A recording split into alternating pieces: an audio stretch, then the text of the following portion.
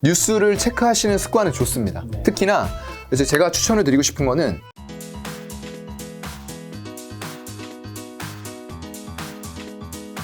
오늘 저희가 이제 뉴스 기사를 보면서 이야기를 나눠봤는데, 네.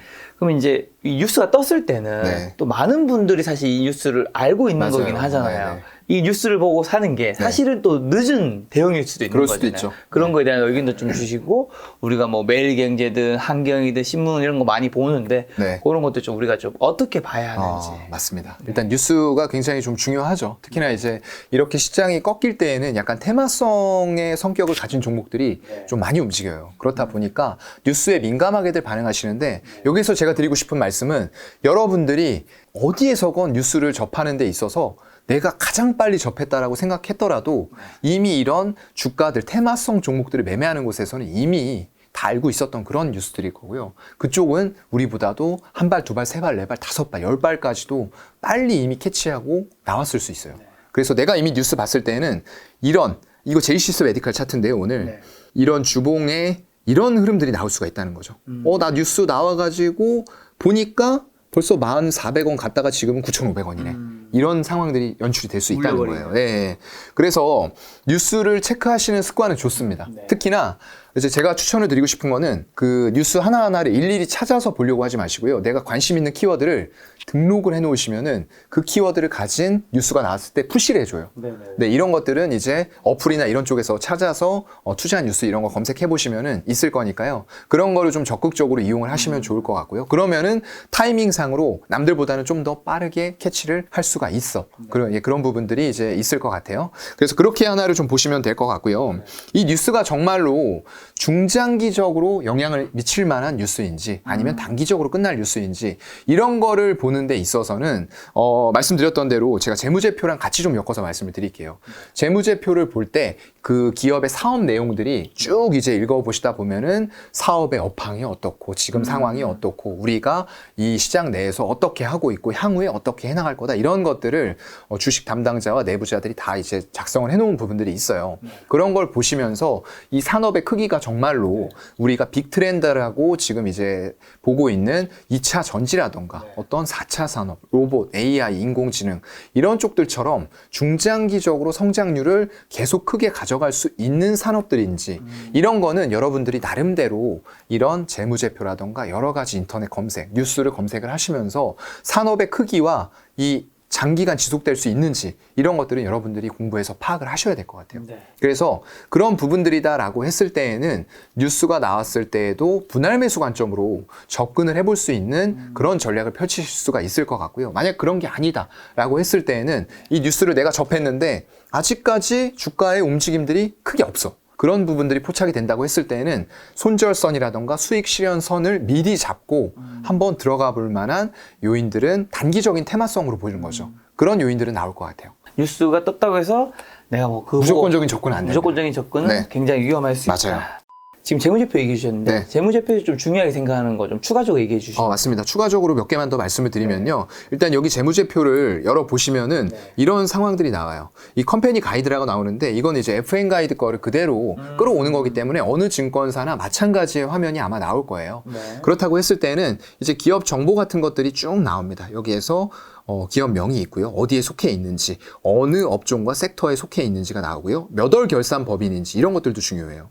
이게 3월이라던가 6월 결산인 법인들도 가끔가다 있거든요. 그럴 경우에는 이제 재무제표를 따지실 때 1년 포워드 보실 때 잘 좀 따져봐야 될 것 같고요. PER이 현재 수준으로 얼마 정도가 되는지. 이거는 기업이 내가 투자를 했을 때 원금을 회수할 수 있는 기간을 말해요. 지금 52배다라고 하는 거는 내가 만약 예를 들어서 5천만 원, 항상 이제 좋아하시는 5천만 원을 지금 돈이 있다면 어디다 투자할 것인가라고 했을 때 투자했을 때 52년 걸린다는 거예요. 네, 이론상으로요. 그러니까 낮으면은 낮을수록 이거를 투자를 할 수 있는 기간들이 더 빨리 오겠다라고 일반적으로는 생각을 하시면 될 것 같습니다. 네. 그리고 여기에 이제 12개월 PER이 나와요. 이런 것들은 향후에 1년 동안의 실적 추정치를 반영을 했을 때에는 현재는 52배인데 지금 12개월 포워드를 갖고 왔을 때에는 24배. 그만큼 떨어지는 거죠. 그러면 지금 내고 있는 실적보다 더 잘 내니까 그만큼 내가 투자했던 원금을 100% 회수할 수 있는 기간이 52년에서 24년으로 줄어든다. 이렇게 생각하시면 편할 것 같아요. 좀 쉽죠? PER 이렇게 생각하시면 될 것 같고요. 그리고 업종 PER. 이거는 내가 속해 있는 이 FICS 의료 장비 및 서비스 업종에서 전체적으로 기업들의 PER의 평균을 낸 거예요. 한 52.6배 정도가 되니까 거의 비슷한 수준의 PER을 가지고 있다. 그래서 현재 수준으로만 봤을 때에는 고평가도 아니고 저평가도 아니다. 업종 내에서는 이렇게 생각하시면 될 것 같아요. PBR은 이제 뭐 자산 개념이기 때문에 사실상 저는 이거를 크게 보지는 않아요. 대형주에 대해서도 요즘에는 이런 것들이 의미가 별로 없어요. 0.5배니까 이거 뭐 기업 청산해서 가져와도 지금 남는 장사다 이런 얘기 하시는데 뭐 현대차, 기아차 이런 거 청산하겠습니까? 안 한단 말이죠. 별로 의미가 없어요. 그래서 아무리 굴뚝 주고 이런 산업들 대형주라고 해도 저는 성장성을 더 중요하게 봅니다. 이건 개인마다 좀 차이는 있을 수 있으니까요. 참고 정도만 하시고요. 밑으로 좀 더 내리시다 보면 이제 중요한 게 여기 주주 현황이에요. 보시면은 이제 대주주의 지분율이 항상 위에 올라와 있습니다. 강동원 외 5인이 제이시스 메디칼을 기준으로 말씀을 드리면은 30.76%를 최대 주주가 가지고 있는 거예요. 이 정도면 괜찮습니다. 네. 근데 여기 이제 조심해야 될 거는 최대 주주가 조합이거나 막 1%, 2% 지분 가지고 최대 주주라고 올라와 있는 기업들 굉장히 불안정한 거예요. 그런 것들은 좀 주의하셨으면 좋겠고요. 그래서 가급적이면은 최대 주주와 더불어서 아까 우리 이제 봤었던 종목 현대이지웰이었죠. 어떤 VIP 자산운용 이렇게 유명한 곳들 그리고 어떤 마이클 버리가 속해 있는 사이언 에셋 같은 것들 그런 쪽들에서 지분을 5% 이상 공시하면서 최대 주주 외에도 이렇게 5% 이상 가지고 있는 곳들이 많다라고 했을 때에는 그만큼 유통 물량이 줄어드는 그런 효과들이 있고 그만큼 좋게 보고 있다라는 부분들이기 때문에 지분이 많이 잠겨 있는 곳들은 좀 괜찮게 보셔도 될 것 같다. 이 정도까지만 좀 말씀을 드리고요. 조금 더 이제 내리시다 보면은 여기 보시면 이제 PER 밴드라는 게 있어요. 아까 제가 PER 말씀드렸죠. 내 돈 1,000만 원 투자했을 때 1,000만 원 회수할 수 있는 기간이라고 생각하시면 될 것 같고요. 그래서 보실 때 이 상단하고 하단에 PER 밴드가 잡혀요. 주가 흐름이 왔다 갔다 하는 거에 따라서 PER이 10이 될 수도 있고 어느 때에는 10이고 어느 때에는 50이 될 수가 있거든요. 그러면은 대략적으로 봤을 때 지금 나오는 실적들 12개월 포워드로 봤을 때 한 10배 정도 수준일 것 같다라고 하면은 지금 주가는 어느 정도 과거의 데이터를 참고했을 때에는 바닥권이다. 라고 생각을 하실 수가 있는 거고요. 예를 들어서 지금 12개월 포워드 했는데 PER이 52배가 나와. 52년 걸려. 그러면은 이거는 역사적으로 봤을 때 이미 고밸류 상에 와 있는데 고밸류라고 하더라도 아까 말씀드렸던 대로 성장성이 정말로 가파르게 연간 막 영업이익이 30%씩 증가한다. 이런 것들이 5년 정도 계속될 것 같다. 이런 업황이면은 50배를 받더라도 비싼 게 아닌 게 될 수가 있다는 거죠. 그래서 절대적인 건 없습니다. 여러분들 항상 상대적으로 생각을 해보시고 좀 판단하는 습관을 기르시면 좋을 것 같고요. 그 밑에 이제 이것만 보고 재무제표 마무리를 할 건데요. 이게 전체적으로 봤을 때 연간 그리고 분기 실적들을 숫자로 확인할 수 있는 IFRS 연결 재무제표예요. 여기 보시게 되면은 제이시스 메디칼이 2017년도에는 매출액이 230억, 285억씩 나왔는데 영업이익은 20억대의 적자였어요. 근데 2019년으로 보니까 매출액이 368억으로 늘어나면서 영업이익이 27억, 흑자 전환, 턴어라운드를 해버린 거예요. 일단 이럴 때는 턴어라운드가 큰 폭으로 생기면 더 좋겠지만 적자를 계속 내오던 기업이 흑자 전환을 해버리면 그것도 주가 상승의 모멘텀이 분명히 됩니다. 그리고 2020년 다음 연도에는 극적으로 더 숫자가 커져버리죠. 27억에서 110억의 영업이익을 내고요. 작년에는 236억 냈습니다. 이렇다 보니까 올해에는 또 325억이 예상이 돼요. 부채 비율도 완전 잠식에서 130, 55, 41로 낮아지고 있고요. 유보율은 회사가 돈을 잘 버니까 점점 더 쌓여가는 거예요. 그리고 영업이익률도 보시게 되면은 17년, 18년엔 당연히 영업이익이 마이너스였으니까 10%, 8% 정도의 영업이익률을 냈는데 마이너스였습니다. 근데 7.5%, 23%, 29% 그리고 올해에는 30%로 앞자리 숫자가 바뀔 거란 말이죠. 이렇다 보니까 스펙에서 하평을 했지만 주가는 이런 식으로 사상 최고가를 가고 있는 거죠. 네, 이런 거와 맞물려서 재무제표를 보시는 그런 습관을 기르시면 좋을 것 같고요. 지금 제가 말씀드렸던 복잡하게 들어갈 필요 없을 것 같고요. 매출액이 꾸준하게 증가하는지, 영업이익이 꾸준하게 증가하는지, 아니면은 영업이익을 적자를 계속 내다가 턴어라운드 되는 극적인 모습들을 보여주는지, 이런 것들 체크하시면 될 것 같고요. 거기다 더불어서 부채 비율이랑 유보율도 같이 보시면 될 것 같아요. 기업들이 완전 잠식 상태에서 돈을 잘 버니까 회사의 부채 비율이 줄어들고 상환을 하고 있다는 거예요. 그리고 유보율은 쌓이고 있다는 겁니다. 그만큼 부채 비율이 130에서 유보율은 450%. 부채 비율이 100%가 넘긴 하지만 유보율이 그만큼 더 쌓여 있다는 거죠. 이런 기업들은 이제 재무제표상으로 회계적으로 개선이 되고 있는 흐름들이 보인다라고 생각하시면 좋을 것 같습니다. 네, 차장님과 저희가 매달 뭐 종목 굉장히 많은 종목들을 분석하고 있는데 좋은 종목 찾는 방법이랑 종목 좀 선정할 때 중요하게 보는 거 뭘까요? 네, 맞습니다. 지금 시장이 사실상 굉장히 어려워서 이런 거 말씀드려도 공감 못 하실 거라는 거 분명히 압니다. 하지만 그럼에도 불구하고 우리는 지금 당장의 어떤 극적인 투자를 위해서 공부를 하는 게 아니에요. 우리의 인생은 되게 깁니다. 저도 이제 지금 80년생이기 때문에 잘 모르겠습니다. 40 초반 정도 됩니다. 제가 41살. 나이를 잊고 살고 있습니다.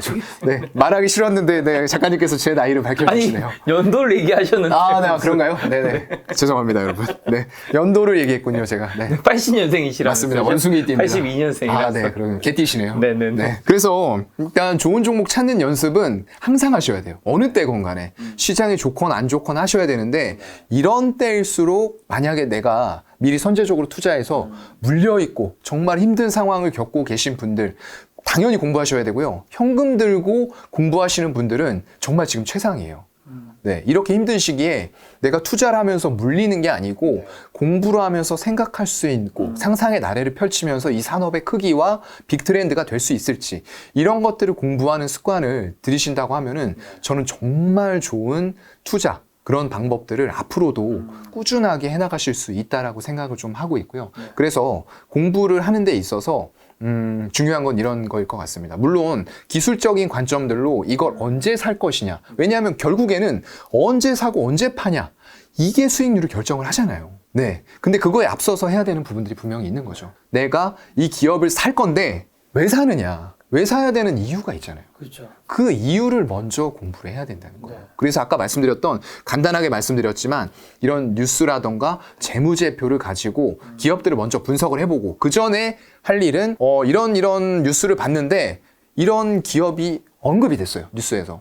그러면은 당장 data.ffs.or.kr 열어가지고 기업명 검색해서 사업 보고서를 읽어보는 겁니다. 무조건. 이해 안 가더라도 그냥 계속 읽어보세요. 그리고 궁금한 게 있고 조금 잘 모르겠다 읽어도 이런 부분들이 있으면은 뭐 댓글로 뭐 피드백 남겨주시고 하면 워낙에 많은 분들을 인터뷰하는 분이시기 때문에 물어봐 주실 수 있거든요. 잠깐 인터뷰할 때 그런 부분들로 피드백을 드릴 수가 있는 그런 입장이시기 때문에 분명히 좋은 답변들이 저는 나갈 거라고 제가 꼭 아니더라고요. 다트에서 검색. 예, 이거 맞아요. 예. data.fs.or.kr이고요. 여기 보시게 되면 여기다 회사명을 예를 들어서 아까 봤었던 제이시스 메디칼 입력해 볼게요. 이렇게 검색을 하시면은 두 가지가 나와요. 근데 이거는 코스닥에 상장이 되어 있다는 거고요. 이거는 기라고 되어 있는데 이건 그냥 유가 기업이라고 생각하시면 돼요. 그래서 상장이 안 되어 있는 기업이기 때문에 우리가 찾는 거는 코스닥. 네. 그리고 확인을 눌러주시면은 검색. 이거 기간도 다 설정할 수 있어요. 1개월, 6개월, 1년, 3년, 5년, 10년 이렇게 해서 내가 원하는 기간을 다 설정할 수가 있고요. 세부적으로도 정기 공시 뭐 여러 가지가 나와 있는데 이거는 여러분들 하시다 보면은 아실 수 있을 거예요. 일단 검색을 해보니까 화면이 이렇게 나옵니다. 자, 보시면은 최근에 나온 공시 4월 12일 날 우리 기업 설명회 개최하겠다라고 공시를 했어요.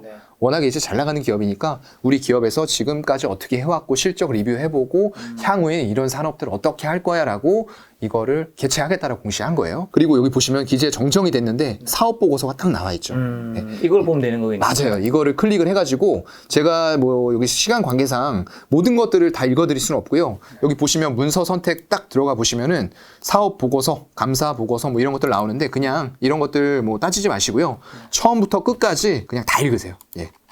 뭐 한 60페이지가 될 수도 있고 100페이지가 될 수도 있는데 전부 다 읽어보세요. 이것들을 읽으시면서 이 기업이 정말로 뭐 하는 기업인지 그리고 어떤 산업들이고 이 산업들이 정말로 유망한 건지 이런 거를 아무리 남이 말해줘도 내가 공부해서 습득하는 게 최고거든요.